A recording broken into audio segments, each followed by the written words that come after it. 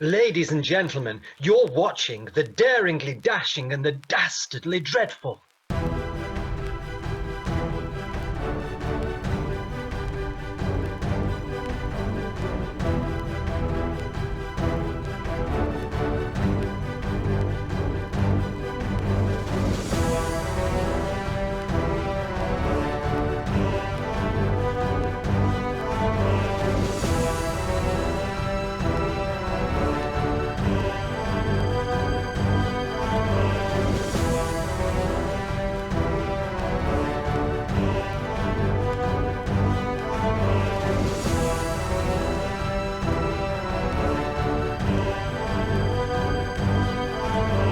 Episode 1, Afternoon Tea and Chaos.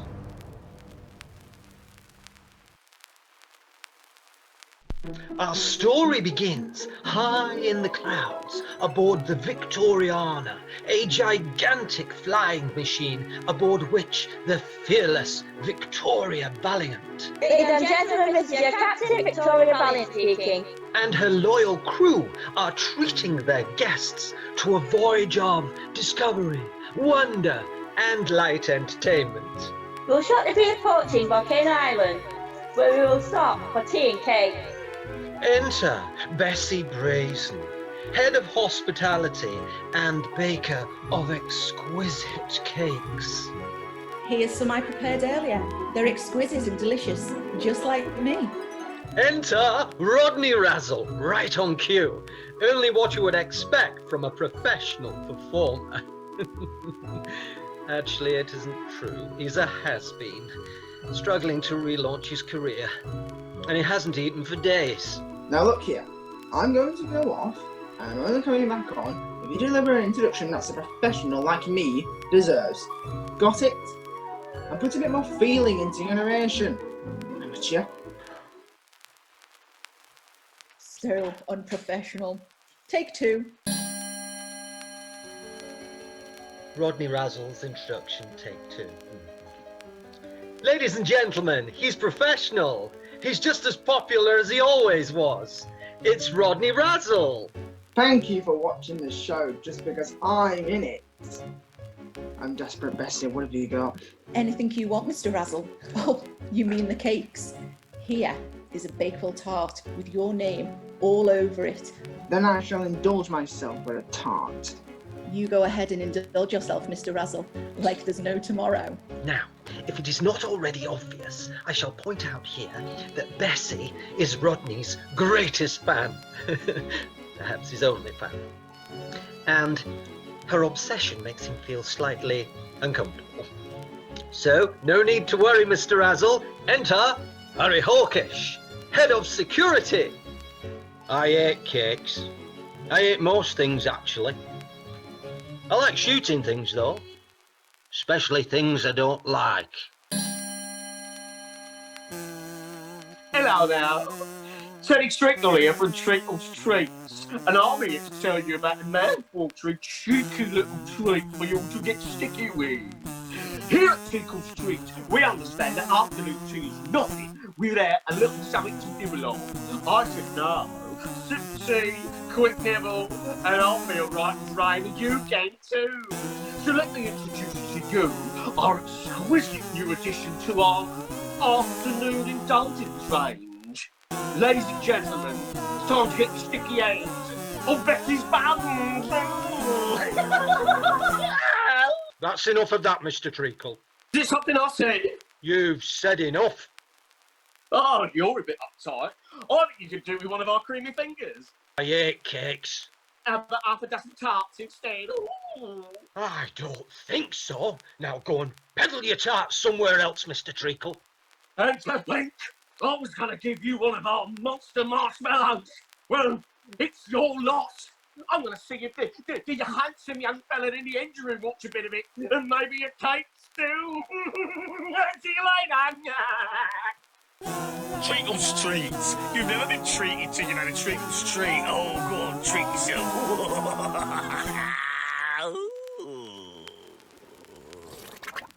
Hey, turn that off, or I'll treat you to a knuckle sandwich.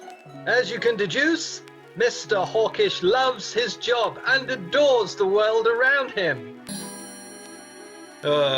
Volcano Island. Boring. I'll be checking my electro gun is fully charged. In case I need to shoot something. My word, that's a big gun. See bigger. Hey, show some respect for the Electro 1850. It's more than just a big gun. This one fires bolts of electricity. Well, it would do if I could find the battery. I thought it was in my pocket somewhere. You won't be reclaiming your gun, Mr. Hawkish. Bolts of electricity would ever so slightly ruin our afternoon tea. Yes, think about my exquisite tart. Indeed, Bessie. I can't get enough of it. Grab as much as you like, Mr. Razzle. There's plenty more down in the engine room. I'll show you my ice buns later. Captain Valiant to the engine room. Steady as she goes. We're approaching our destination. That's peculiar. We're not reducing speed. It was at that point that Captain Victoria Valiant deduced something is wrong. I deduce something is wrong. There, told you. She was then informed of some troubling news. Captain Valiant, I've just remembered. I had a note. I should have passed on to you last week. It's probably nothing, but the note read as follows. Dear Victoria Valiant, my name is Celia Cyanide. As my name suggests, I am a dastardly supervillain who should under no means be trusted. Never turn your back. Sleep with one eye open. You get the picture. And my name is Savannah Strychnine, and yes, you guessed it, I'm also a dastardly supervillain. And all the other stuff my partner in crime has just said. We tried a career as librarians, but it just didn't work out for us. So after a brief chat with our careers advisor, we discovered we had a desire for world domination. As well as a fondness for cakes. Enough chit-chat, let's get down to dastardly business. Your head of security has probably already forgotten to pass this note on to you, so by the time you're reading this, we've already snuck aboard your flying machine. But what on earth for, you might say? Because we're going to hijack your flying machine and whisk all your passengers away. That's what's for. Aye, you may cry!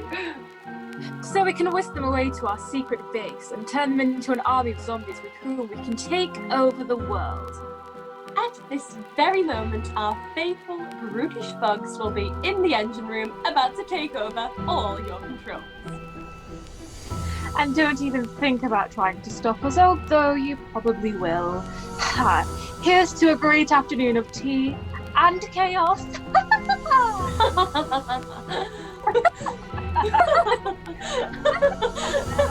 Like I said, it's probably nothing.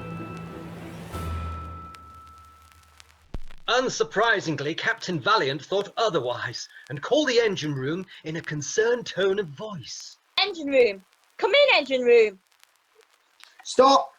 He said a concerned tone of voice. More feeling, please. You ever interrupt me again? And it'll be you who's having a concerned feeling. I can hit him if you like. Anywhere but his face. How about nowhere? Shut up then. And after an awkward pause, Captain Valiant continued with her call to the engine room. Engine room. Come in, engine room. But the incredibly handsome Mr. Carter in the engine room couldn't hear anything. He'd been beaten senseless by two brutish thugs, Grover Gruesome and Gilbert Grimm. Oh, is that Call Grim? Let's do them again, Gruesome, just to make sure. At the same time, or one after each other? Let's do one punch each, then one punch together. Actually, Grim, that last punch hurt my little finger a bit. Might just pass through the rough stuff and eat this bag of cakes that I found while I watch you do it. Hang on. Cakes? I love cakes. Forget punching this handsome bloke. Here's one of them cakes instead. And who could blame them? Bessie's Iced Buns are absolutely exquisite. But Gilbert Grimm and Grover Gruesom's mouth-watering indulgence is about to be cut short by the arrival of the supervillains, Celia Cyanide and Savannah Strychnine. I thought we told you to beat that incredibly handsome engineer senseless. Yes, Miss Cyanide. Sorry, Miss Cyanide. We are supposed to be getting on with our dastardly plan to hijack this flying machine. Sorry, Miss Strychnine. Do you really think indulging in these luxury cakes is acceptable pastime for dastardly people? Hand them over. You can have them back at the end of the mission. Oh, that's nasty, that is. I'm a supervillain. What do you expect? Can't hurt my feelings slightly. What a shame. Deal with it. Oh my goodness, Celia. They look delicious. I've just had another one of my dastardly thoughts, Savannah. Perhaps if we have a dainty bite or two, or maybe the whole bag, it won't disrupt our dastardly plans for the day, will it?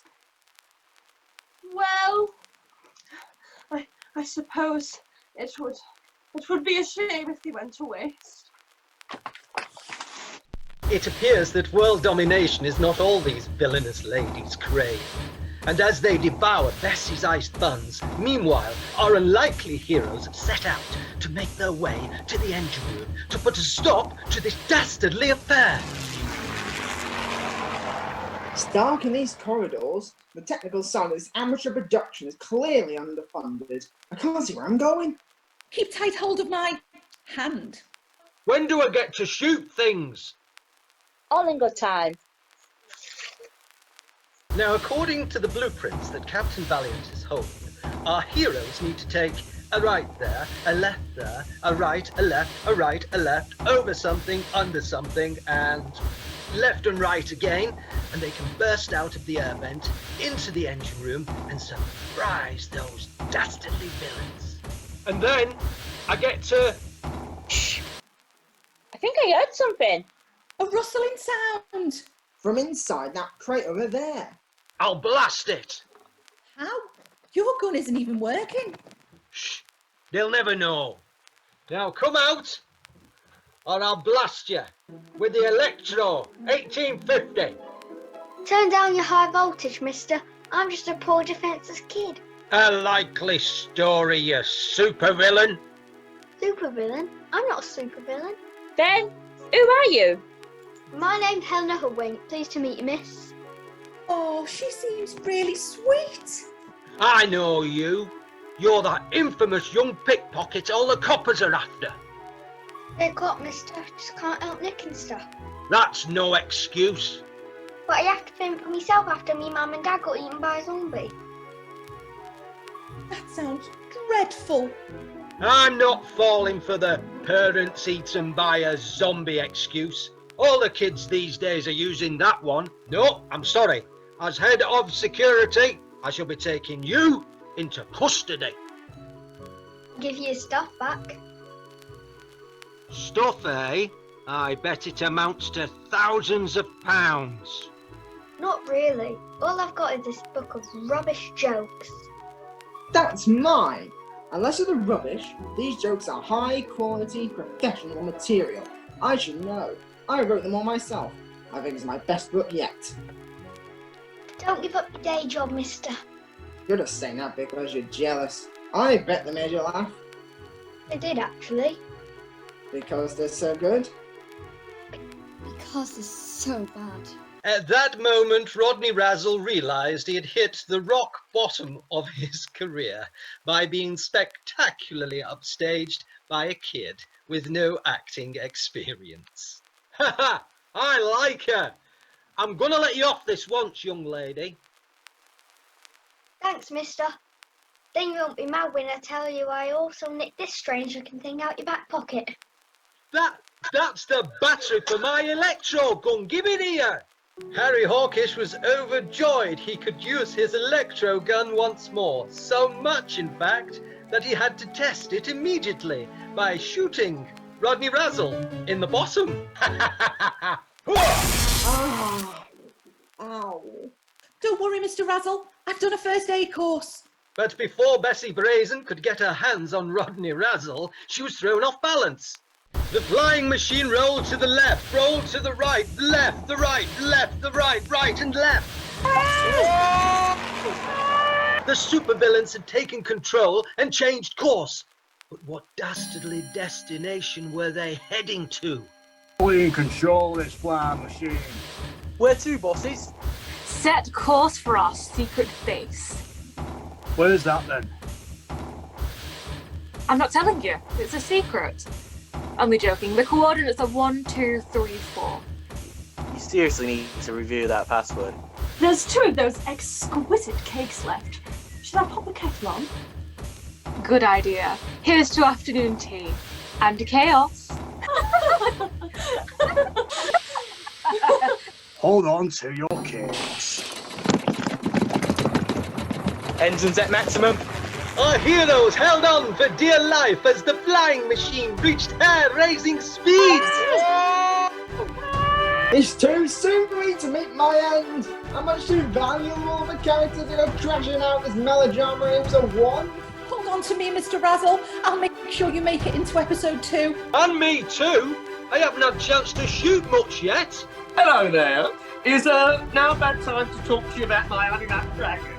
Say one more word and I'll toast your nutcrackers. Promises, promises. Treacle Streets. That's enough of that, Mr. Treacle. I'll just get back inside my crate if you don't mind while you grown-ups sort things out. See you in episode 2. Can you all just keep calm and drink tea for a moment?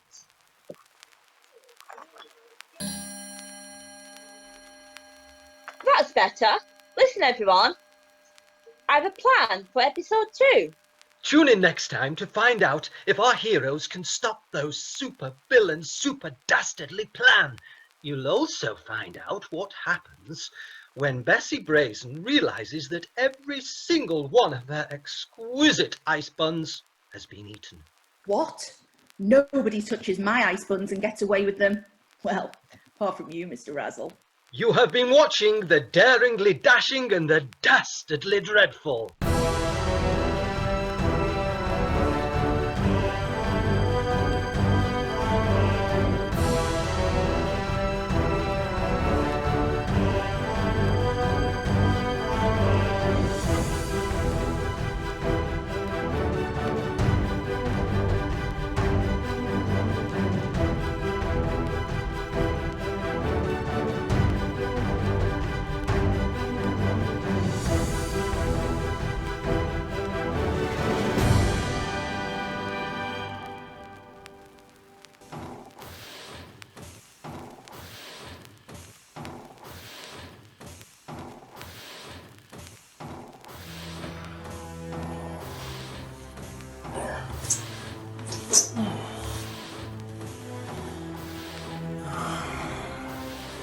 You villains ate the wrong engineer's cakes.